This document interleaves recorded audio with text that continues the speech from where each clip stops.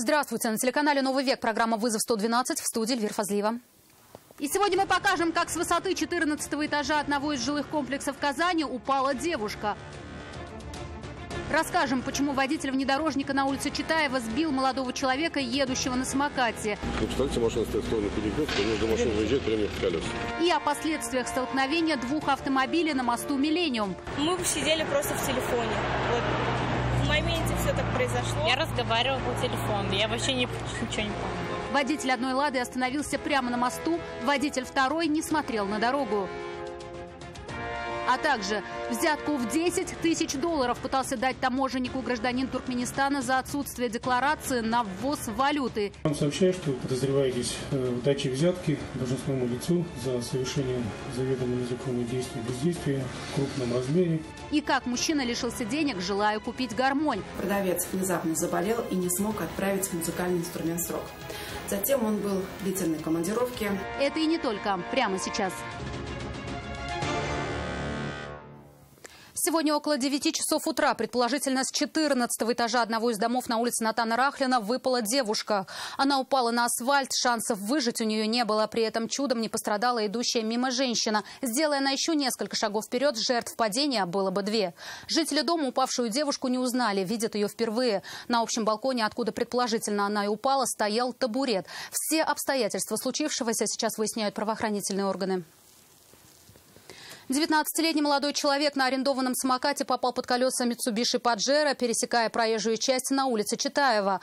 На дорогу он выехал в паре десятков метров от светофора на перекрестке с улицы Мусина и пешеходного перехода. Перед внедорожником появился из-за стоящих в ожидании разрешающего сигнала автомобилей. Ни он, ни водитель иномарки друг друга не видели. Вот здесь машины стояли. Он зеленый горел. Ну, я не видел, что машина. 19-летний молодой человек на арендованном самокате решил не доезжать до перекрестка улиц Читаевой и Мусина, чтобы пересечь проезжую часть по всем правилам. Он выехал на дорогу метров 20 от пешеходного перехода, был уверен в своей безопасности. Перед светофором стояли машины. Молодой человек логично предположил, что раз они стоят в одну сторону, нельзя двигаться и навстречу, и смело поехал между стоящими автомобилями. И тут же был сбит внедорожником Mitsubishi. О том, что при горящем для автомобилей на Читаева красном можно, не нарушая правил, повернуть с улицы Мусина, молодой человек не подумал. Представьте, машина стоит в сторону перекрестка, между машин выезжает прямо в колеса. Как я могу вообще? Даже просто вот я еду, он просто вот уже сам факт, он просто выезжает прям. Тут пристанет-то нету, тут даже заметить. Ну, это я только тронулся, он чуть быстрее был, чуть было бы расстояние какое-то, я бы увидел, затормозил бы, успел. Вообще без проблем. А это же просто, ну вообще, то есть, тут вообще никак.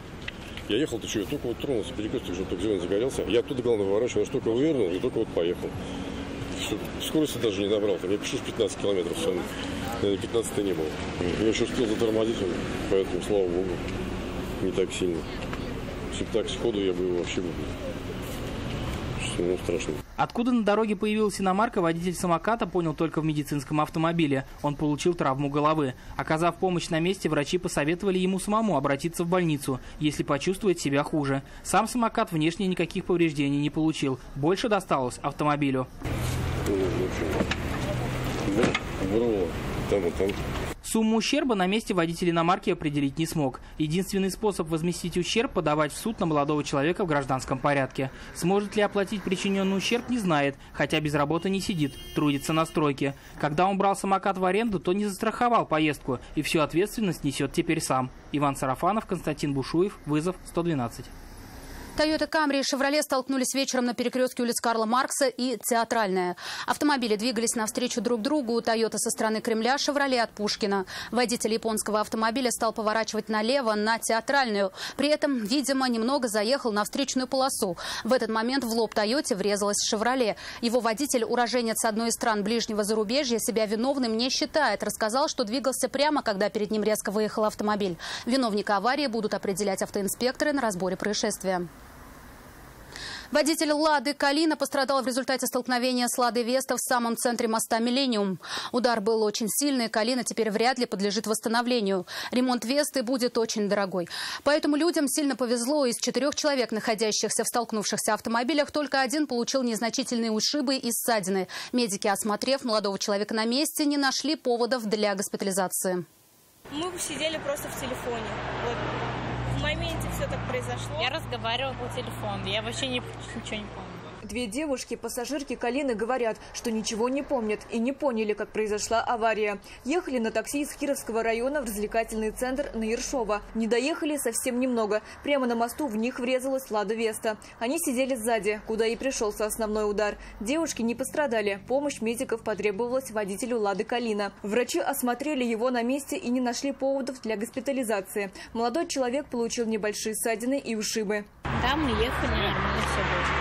Откуда перед ним оказался автомобиль, не понял и водитель «Лады Веста». Признается, чуть отвлекся на телефон принять очередной заказ. Он также таксист. Следом сильный удар. Это я что, телефон я взял, заявку, я думаю, что возьму здесь недалеко попробую.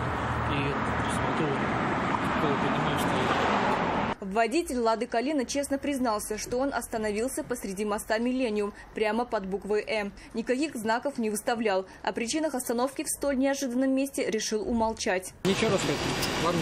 «Лада» Калина теперь вряд ли подлежит восстановлению. Ремонт «Весты» будет дорогой, но за это ее водитель не переживает. Машину он арендовал, она полностью застрахована. Переживает только, что придется доплачивать, если виновным признают его, а сумма ущерба Калине превысит страховой лимит. В причинах остановки водителя Калины посреди моста теперь будут разбираться автоинспекторы. Им же предстоит установить и степень вины каждого из водителей. Сирина Сахапова, Константин Бушуев, вызов 112.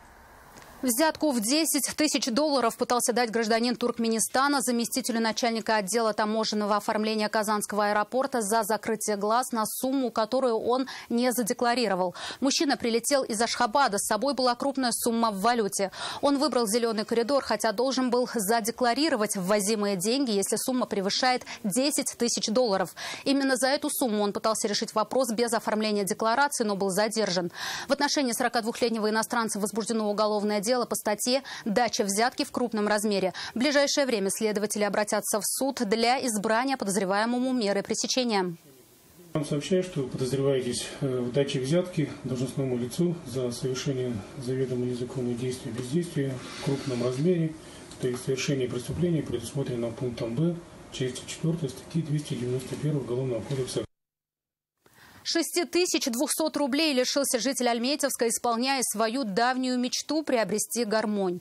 Деньги скопил, на сайте бесплатных объявлений нашел подходящее предложение – инструмент. В качестве предоплаты перевел продавцу 5000 рублей. Еще 1200 заплатил за доставку и стал ждать.